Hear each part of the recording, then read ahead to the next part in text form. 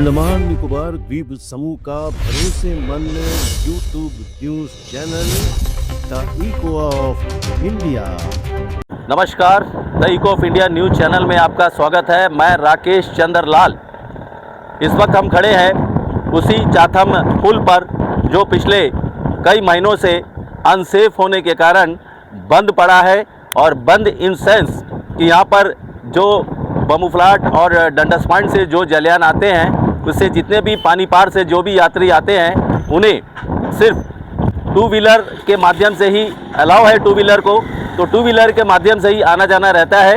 इसके अलावा three wheeler हो या फोर व्हीलर हो, कोई भी वाहन को अंदर जाने की अनुमति नहीं है, क्योंकि ये पुल अनसेफ है। लोगों की तकलीफ़ों को देखते हुए उस पार रहने वाले कई लोगों ने आवाज़ें भी उठाई, संगठन बनाया गया और बार बार प्रशासन से अनुरोध किया गया कि उनकी तकलीफ़ों को ध्यान में रखते हुए कार्रवाई की जाए, क्योंकि जब पुल अनसेफ है लेकिन आना जाना तो रहता है। और ख़ास करके जो बच्चे हैं, बुजुर्ग हैं, महिलाएं हैं, बीमार लोग हैं, सारे तरह के लोग हैं, बड़ी संख्या में लोग उस तरफ से आते हैं, तो उनकी जो तकलीफ़ है उनको ध्यान में रखकर कदम उठाया जाए, क्योंकि बहुत लंबा समय बीत गया है। प्रशासन भी इस बात को ध्यान में रखते हुए, क्योंकि पुल अनसेफ है, बहुत सारी जो कंसल्टेंट है उनसे संपर्क साधा गया और संपर्क साधने के बाद आखिरकार हमें जो सूत्र है वो हमें बता रहे हैं कि इस पुल का मरम्मत कार्य किया जाएगा। और मुंबई की एक कंपनी है जिसने टेंडर लिया है। अब इस पुल के निर्माण पर करीब 13 करोड़ रुपए खर्च किए जाएंगे और 6 महीने का समय लगेगा पुल का मरम्मत करने के लिए।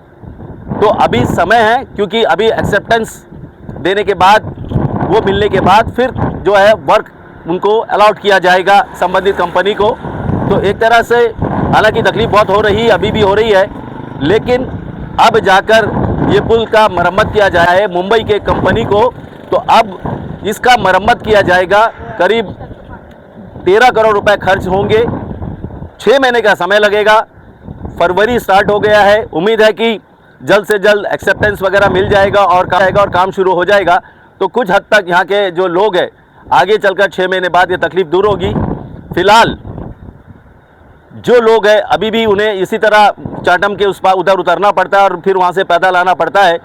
तो उसको ध्यान में रखते हुए लोगों ने मांग की है कि कुछ अल्टरनेट व्यवस्था की जाए। ये जो न्यू व्हीकल फेरी यहाँ पर जट्टी है, यहाँ पर जलयान भिड़ाया जाए, ताकि यहाँ पर बस वगैरह खड़ी रहती हैं और सारे वाहन भी यहीं खड़े रहते हैं। तो आप देखिए कि किस प्रकार अगर सब कुछ ठीक रहा तो उम्मीद करते हैं कि ये जो न्यू व्हीकल फेरी जट्टी है, वहाँ पर जिस प्रकार से एक एश्योरेंस दिया गया था लोगों को कि यहाँ पर जलयानों को भिड़ाया जाएगा और यहाँ पर फिर सारे जो वाहन हैं वो खड़े रहते हैं, यहाँ तक अलाउ है क्योंकि यहाँ तक सेफ था।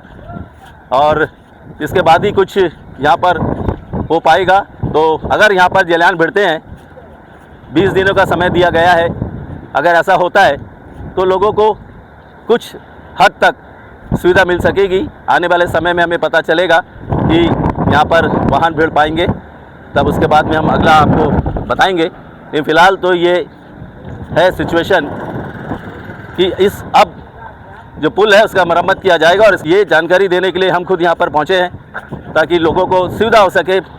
और 6 महीने का समय है, जैसा मैंने बताया कि करीब 12 करोड़ रुपए इस पर खर्च होंगे। तो देखना है कि अब एक्सेप्टेंस मिलने के बाद ये काम कब शुरू होता है। अब अभी देखिए कि जिस प्रकार से 2 पहिया वाहन और ये सब आते हैं, तो इनको अलाउ है 2 पहिया वाहनों को। तो कितनी बड़ी संख्या में आपसे देख सकते हैं कि लोग आते हैं उस पार से आने के बाद, वहाँ उतरने के बाद टू व्हीलर तो अलाउ है लेकिन फोर व्हीलर अलाउ नहीं है। तो इस वजह से कई लोगों को जो है पैदल चलना पड़ता है और पैदल चल के यहाँ तक आना पड़ता है, ये है। लेकिन अब अगर ये पुल का निर्माण हो जाएगा, 6 महीने का समय दिया गया है, ये निर्माण हो जाने के बाद 12 करोड़ रुपए अगर खर्च करते हैं, इसका मरम्मत हो जाएगा तो ये लोगों को सुविधा होगी। लेकिन साथ साथ ये जो न्यू व्हीकल फेरी जट्टी है, वहाँ पर वाहन भिड़ने लग जाएंगे अगर जिस प्रकार से आश्वासन दिया गया है, तो इससे भी लोगों को काफ़ी सुविधा होगी। बहुत बहुत धन्यवाद, नमस्कार। अंडमान निकोबार द्वीप समूह का भरोसेमंद YouTube news channel the Echo of India.